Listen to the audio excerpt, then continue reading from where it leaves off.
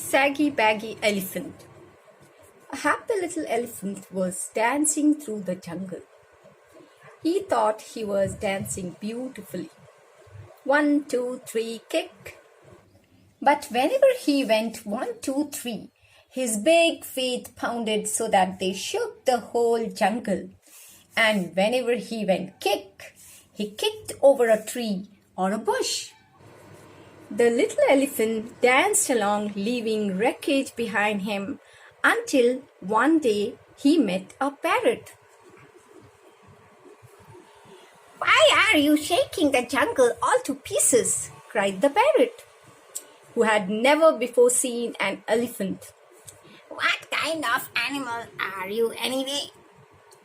The little elephant said, "I don't know what kind of animal I am.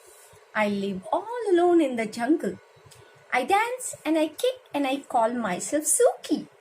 It's a good sounding name and it fits me. Don't you think?" "Maybe," answered the parrot. "but if it does, it's the only thing that does fit you. Your ears are too big for you, And your nose is way too big for you. and your skin is much Too big for you. It's Baggy and Saggy.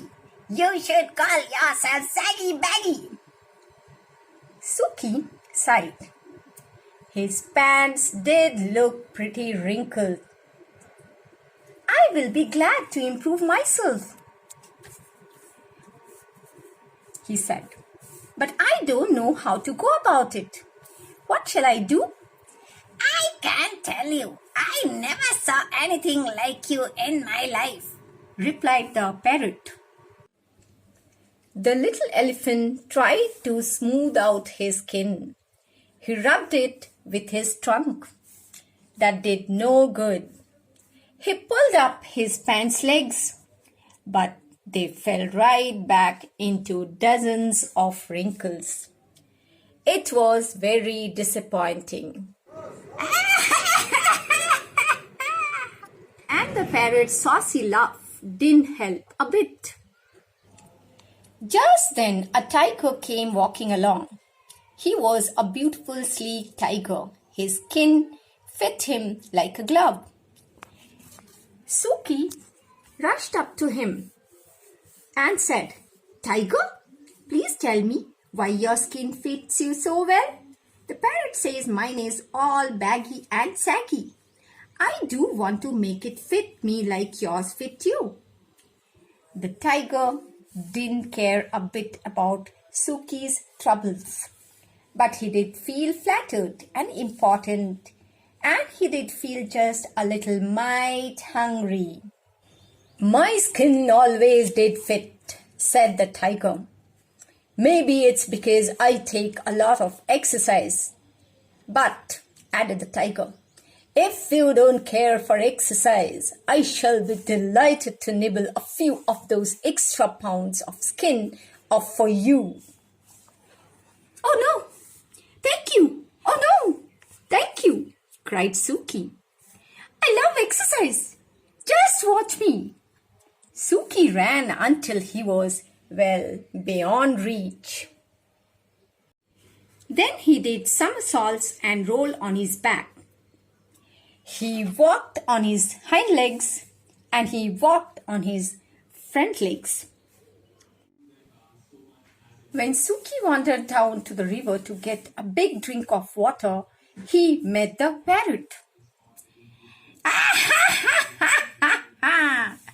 The parrot laughed harder than ever.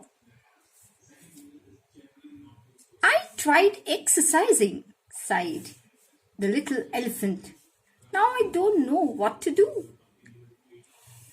"Soak in the water the way the crocodile does," laughed the parrot. "Maybe your skin will shrink." So Suki tramped straight into the water. But before he had soaked nearly long enough to shrink his skin, a great big crocodile came swimming up, snapping his fierce jaws and looking greedily at Suki's tender ears. The little elephant clambered up the bank and ran away feeling very discouraged. I better hide in a dark place where my bags and sags and creases and wrinkles won't show, he said. By and by, he found a deep, dark cave. And with a heavy sigh, he tramped inside and sat down. Suddenly, he heard a fierce growling and grumbling and snarling. He peeped out of the cave and saw a lion padding down the path. I'm hungry, roared the lion.